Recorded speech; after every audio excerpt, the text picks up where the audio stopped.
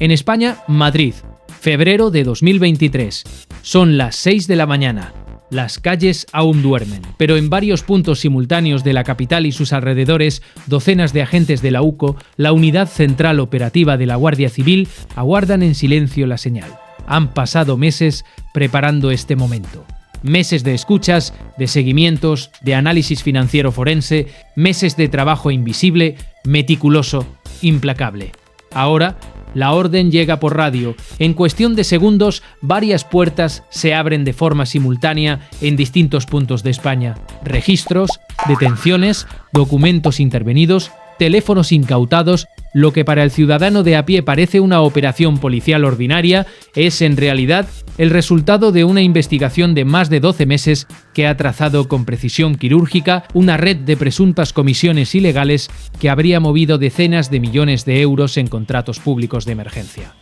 El nombre en clave de la operación: Caso Koldo.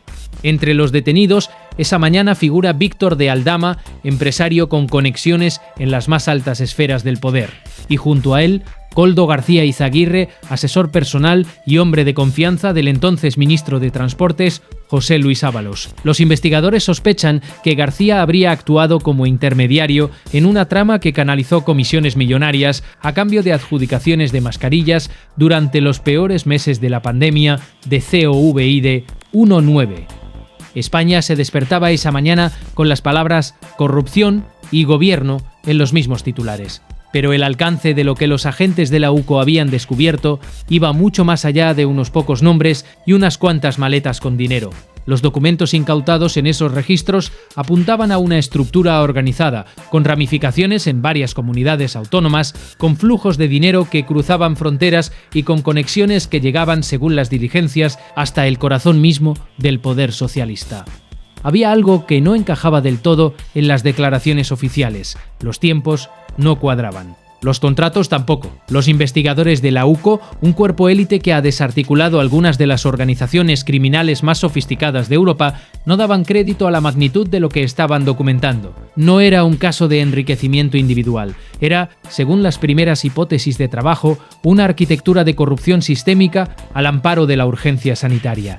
Millones de euros en mascarillas sobrevaloradas, comisiones del 15%, transferencias a cuentas en el exterior y un rastro documental que los agentes seguirían desenrollando hilo a hilo durante los meses siguientes.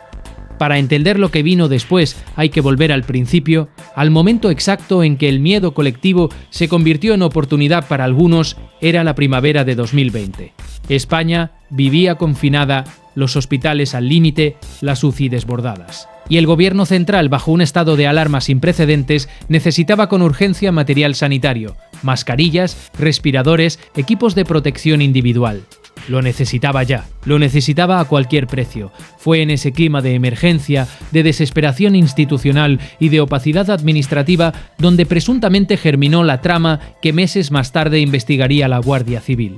Según el informe de la UCO, una serie de intermediarios con contactos en el poder aprovecharon la urgencia del Estado para colocar contratos sin concurrencia competitiva, con precios inflados y con una cadena de comisiones que dejaba al erario público desangrado y a unos pocos bolsillos repletos.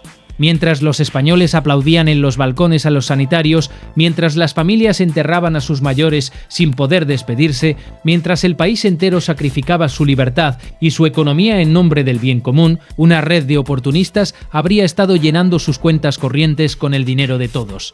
No era la primera vez en la historia de España que la corrupción asomaba en los momentos de mayor vulnerabilidad colectiva. Quienes vivieron los años 80 recuerdan el escándalo del aceite de colza. Quienes recuerdan los 90, los GAL, los fondos reservados, los ERE de Andalucía, siempre el mismo patrón, el poder, el dinero y la impunidad caminando juntos. Pero el caso Koldo tenía una dimensión diferente, porque esta vez las sospechas no apuntaban a un partido en el llano, apuntaban al corazón del gobierno en ejercicio. Los investigadores trazaron una estructura presuntamente organizada en varios niveles. En la cúspide, los contactos políticos con capacidad de influir en adjudicaciones. En el nivel intermedio, los empresarios captadores de contratos. En la base, una red de testaferos y sociedades pantalla que hacían circular el dinero, hasta hacerlo casi indetectable. casi. La Guardia Civil, institución fundada en 1844 y símbolo histórico del orden y la legalidad en este país, lleva décadas adaptando sus métodos a las nuevas formas del crimen.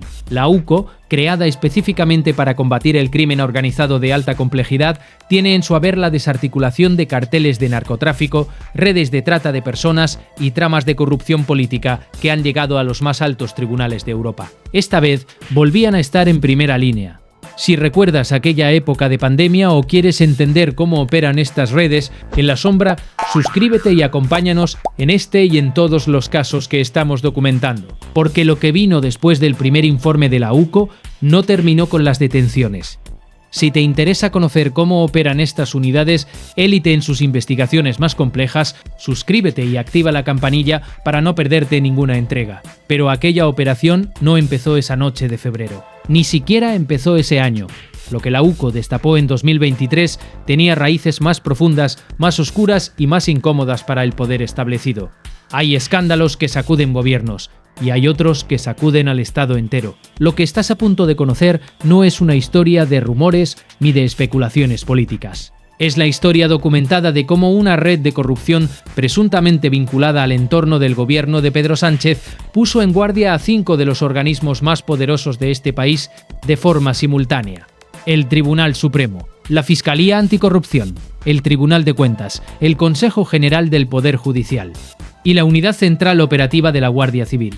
5 instituciones, una sola señal de alarma. Quédese hasta el final, porque lo que ocurrió en los meses siguientes cambió para siempre la manera en que España mira a sus gobernantes. Cuando la UCO entrega un informe, los tribunales escuchan, y esta vez escucharon con atención 5 instituciones a la vez. El primero en actuar fue el Tribunal Supremo. La magnitud de las sospechas, los nombres implicados y el volumen de los contratos presuntamente irregulares obligaron a que el caso fuera asumido directamente por la más alta instancia judicial española. No era un juzgado de instrucción ordinario, era el alto tribunal el que tomaba las riendas. Simultáneamente, la Fiscalía Anticorrupción solicitaba acceso a todos los documentos intervenidos y abría sus propias diligencias. El Tribunal de Cuentas, organismo encargado de fiscalizar el gasto público, comenzó a revisar las adjudicaciones de contratos de emergencia de 2020. El Consejo General del Poder Judicial monitorizaba de cerca las actuaciones judiciales y la propia UCO continuaba ampliando su investigación, rastreando nuevas conexiones, nuevos nombres, nuevas cuentas. 5 organismos, moviéndose con urgencia, de forma coordinada pero independiente, algo que rara vez ocurre en la historia judicial española. Las consecuencias políticas fueron inmediatas. El ministro Ábalos, aunque no investigado directamente en un primer momento, presentó su renuncia al escaño de diputado. Las portadas de los principales periódicos españoles, ABC, El Mundo, La Vanguardia, se llenaron durante semanas con los detalles de la trama. El gobierno de Sánchez, sometido a una presión parlamentaria sin precedentes, intentó desmarcar al Ejecutivo de los hechos investigados.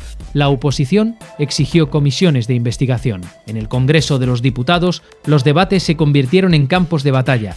Las palabras corrupción y sanchismo aparecieron unidas en decenas de intervenciones parlamentarias. La ciudadanía, ya escéptica tras décadas de escándalos que habían salpicado a todos los partidos, asistía de nuevo a un espectáculo que muchos consideraban un déjà vu doloroso. Pero más allá del ruido político quedaba la sustancia judicial. Los informes de la UCO son documentos técnicos, fríos, construidos sobre pruebas y no sobre opiniones. Y esos documentos hablaban de transferencias concretas, de contratos concretos, de comisiones concretas. El trabajo de la Guardia Civil no dejaba espacio a la interpretación partidista. La investigación del caso Koldo continúa abierta. Nuevos detenidos, nuevas ramificaciones, nuevas preguntas sin respuesta. El Estado español, a través de sus instituciones más sólidas, sigue buscando la verdad en los recovecos de una trama que, según todos los indicios, fue mucho más grande de lo que parecía en ese amanecer de febrero de 2023. España ha visto caer a presidentes autonómicos, ha visto sentar en el banquillo a ministros, a empresarios, a jueces. Cada caso ha dejado una herida en la confianza de los ciudadanos. Cada condena ha sido también a su manera una victoria del Estado de Derecho, porque la verdad, por muy profundo que alguien intente enterrarla, siempre acaba saliendo a la superficie. Y cuando sale, lo hace a través del trabajo silencioso, meticuloso e implacable de hombres y mujeres, que, uniformados o no, se levantan cada día para que las instituciones de este país funcionen, para que la ley se cumpla, para que nadie, independientemente de su cargo o de su poder, esté por encima de ella. ¿Cuántas historias como esta siguen todavía ocultas? Si quieres seguir descubriendo operaciones reales que marcaron una generación, suscríbete y activa la campanilla. Nos vemos en el siguiente vídeo.